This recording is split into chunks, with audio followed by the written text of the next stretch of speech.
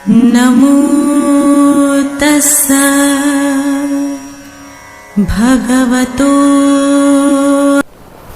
नमो बुद्धाय। साथियों, आज जिस विषय को लेकर हम चल रहे हैं, बात कर रहे हैं, वो बात तो बहुत सारे लोगों को कड़वी लगेगी, लेकिन बात है सत्य।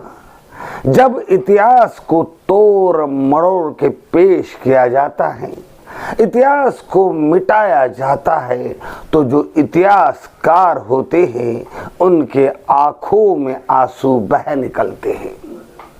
22 तारीख को अयोध्या में राम मंदिर का उद्घाटन हो रहा है।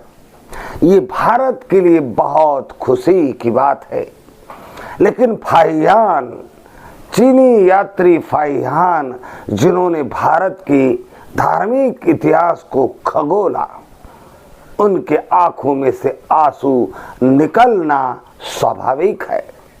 सर कनिंघम, अलेक्जेंडर कनिंघम, जो ब्रिटिश शासक थे, गवर्नर थे, और बाद में वे इतिहासकार बने, पुरातत्व विभाग के विद्वान बने।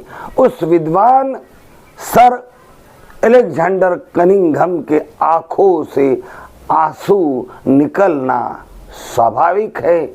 और वो जो बौद्ध भिक्षु, जो अरहंत हुए, महाथवीर हुए, बौद्ध इतिहासकार जितने भी हुए, जिन्होंने बौद्ध इतिहास लिखा, उनके आंखों से आंसू निकलने स्वाभाविक हैं। और वो जो बौद्ध है, जो बौद्ध धर्म के प्रचारक है, रचनाकार है, प्रशिक्षक है, जानकार है, उन बौद्धों की आंखों से आंसू निकलना स्वाभाविक।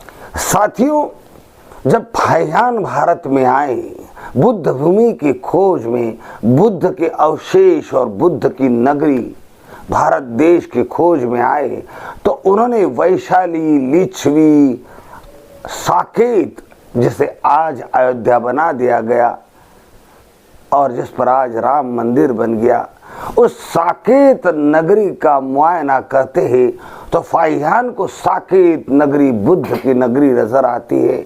उनको बहुत सारे बौद्ध विहार खंडित हुए वहाँ नजर आते हैं। तो वो अपने किताब में लिखते हैं कि जो साकेत है भारत की, वो बुद्ध नगरी थी। वहाँ बुद्ध की विशाल छोटे मोटे बहुत सारे अवशेष उन्हें मिलते हैं, और वो लिखते हैं कि ये नगरी इतिहास में बहुत बड़ी बुद्ध नगरी हुआ करती थी। सर अलेक्जेंडर कनिंघम जब भारत आते हैं, भारत के बारे में जानकारी प्राप्त करते हैं, तो सम्राट अशोक का इतिहास खंगोलते हैं, खोजते हैं, उत्खनन करते हैं, तो उन्हें सम्राट अशोक की इतिहास उजागर होता है। और तब उनकी आंखें फटी की फटी रहती है कि इतना बड़ा सम्राट, जो देश विदेश में उसकी कहानियां गूंजती है, उसका इतिहास आखिर भारत में दफनाया गया। तो कैसे दफनाया गया, क्यों दफनाया गया? खोजबीन करते हैं तो बहुत सारे शिलालेख, बहुत सारे बुद्ध विहार, बहुत सारे बुद्ध धर्म की खंडहर उन्हें नजर आते हैं।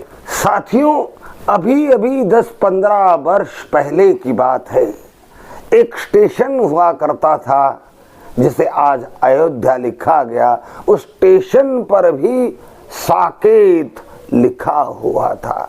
फिर अचानक साकेत का नाम बदलता है, अयोध्या नाम रखा जाता है, और अयोध्या के राम की लड़ाई, राम मंदिर की लड़ाई को पूरी तरह से रंगाया जाता है। और आज जहां कहीं कभी बौद्धों का इतिहास था, बौद्धों के विहार थे, जो उत्खनन सुप्रीम कोर्ट ने करवाया, उस उत्खनन में भी बौद्ध शिलालेख मिले, बुद्ध की टूटी हुई मूर्तियां मिली, बुद्ध धर्म के अवशेष मिले। उसके बावजूद भी उस भूमि को राम जन्म भूमि के नाम से ही बोला गया और यहीं पर राम का जन्म हुआ, इस तरह से पब्लिश किया गया। और जहां बुद्धों की नगरी साकेत थी उसका इतिहास मिटाकर आज बुद्ध के विहारों पर राम का मंदिर बनाकर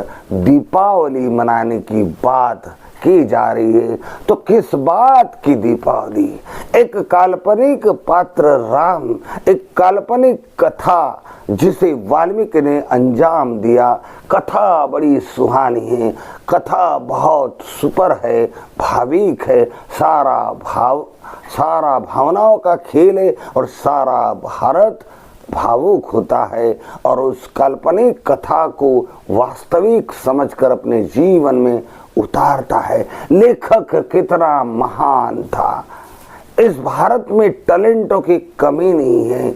महाभारत के लेखक महर्षि व्यास कितना अच्छा इतिहास रचा, कितना अच्छा महाकाव्य महाभारत लिखा उन्होंने। भारत में टैलेंट की कमी नहीं। वाल्मीकि ऋषि कितनी अच्छी रामायण की रचना की, फिर लिखते भी है मैंने वेदों से प्रेरणा लेकर रामायण की रचना की। इस रचना की हुई बात को सारे मिटा देते हैं और वाल्मीकि की लिखी हुई काव्य, उस काव्य को वास्तविकता का चोला पहनाकर राम कथाएं, राम लीला के माध्यम से भारत के जन मनन मानस में राम, शबरी, हनुमान, लक्ष्मण, सीता का पात्र वैसा का वैसा बिठा देते हैं जैसे हमारे नजरों के सामने हुआ हो। साथियों, भारत में एक बहुत बड़े लेखक हुए जिनका नाम है गुलशन नंदा। गुलशन नंदा के कई उपन्यास प्रसिद्ध हुए और गुलशन नंदा के उन उपन्यासों पर कई फिल्में बनी, जैसी कटी पतंग, दाग जैसी बहुत सारी फिल्में बनी। कथा लेखक गुलशन नंदा ने अपने कल्पनाओं को साकार किया, कलमबद्ध किया, उपन्यास लिखी, लोगों को पसंद आए, फिल्मी डायरेक्टर को पसंद आए और उस काल्पनिक कथा पर फिल्मी डायरेक्टरों ने बहुत सुपर हिट फिल्में बनाई और वो फिल्में लोगों ने देखी और लोगों को पसंद आई। तो क्या वो जो फिल्म दाग, कटी पतंग वैसे अनेक फिल्में गुलशन नंदा के कलम से निकली हुई काल्पनिक कथा के पात्र थे, उन पात्रों पर भी मंदिरें बनाए जाए, इमारतें बनाए जाए, पुतले बनाए जाए, उन काल्पनिक कथाओं के पात्र की ही पूजा की जाए? जब ये बात हम किसी से कहेंगे तो कोई भी कहेगा कि नहीं, ऐसे कैसे हो सकता है कि काल्पनिक पात्र की पूजा की जाए, काल्पनिक पात्र को वास्तविक समझा जाए।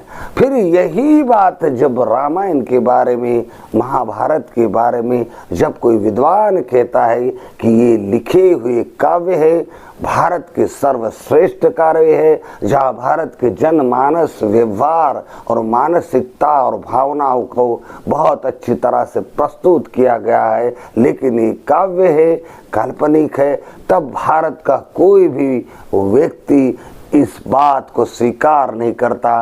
वो झगड़ा करने के लिए तैयार हो जाता है, लड़ने के लिए तैयार हो जाता है। ऐसे ही एक लेखक तुलसीराम जी, महर्षि तुलसीराम भारत में हुए।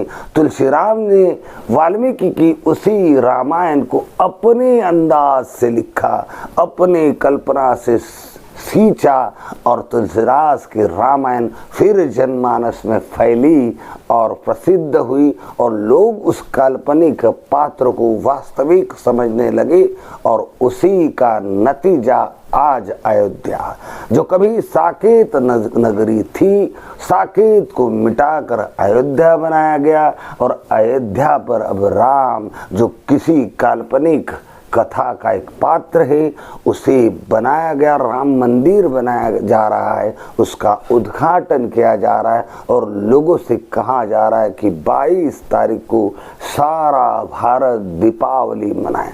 तो तो किस बात की दीपावली मनाएं? कोई विद्वान है, कोई तर्कवान व्यक्ति है, कोई बुद्धिमान व्यक्ति है जो इतिहास जानता है, जो इस बात को स्वीकार करता है कि काव्य है, कथा कादम्बरिया है और कपोल कल्पित बातें हैं, इसको कैसे स्वीकारा जाए, वो इस बात की दिवाली कैसे मना सकता है?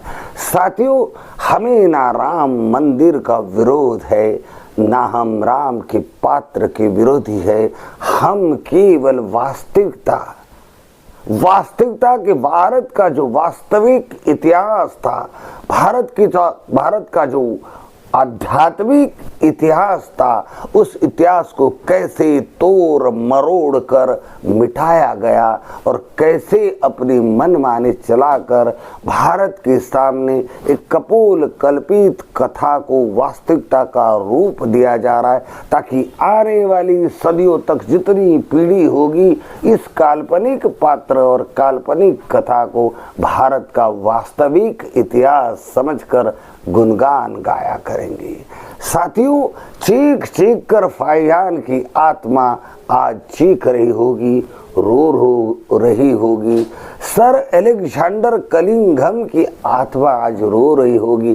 कितनी तपस्या, कितने कष्ट उठाकर उन्होंने संशोधन किया और भारत का मिटाया गया इतिहास उजागर किया, लोगों के सामने लाया। उसी इतिहास को मिटाने में 550 साल लगे। मनुवादी और जो अंधभक्त है वो कह रहे 550 वर्ष के बाद राम लल्ला अयोध्या में पधार रहे हैं। इसका सीधा अर्थ है 550 वर्षों के मेहनत के बाद वास्तविक बुद्ध की इतिहास को मिटाया गया। इतने साल लग रहे हैं वास्तविक बुद्ध नगरी का नक्शा बदलने के लिए, भारत के प्राचीन सत्य इतिहास को बदलने के लिए 550 साल लग रहे हैं। साथियों, हम तो किसी के विरोध में नहीं, लेकिन हम इतिहास के पक्ष में हैं। इतिहास जनता के सामने लाना कोई गुनाह नहीं है, कोई अपराध नहीं है। इतिहास को मिटता देखकर हमारे भी आंसू बहते हैं। आंसू तो सर अलेक्जेंडर कलिंघम के भी बहे होंगे, आंसू तो आज फाइयान के भी बहेंगे, आंसू तो कई इतिहास के जानकार, चिंतक, लेखक, संशोधकों के भी बहेंगे, आंसू तो उन बौद्धों के भी बहेंगे, आंसू तो उन बौद्ध भिक्षुओं के भी बहेंगे जिन्होंने भारत के प्राचीन बौद्ध इतिहास को जाना है, समझा है। नमो बुद्ध।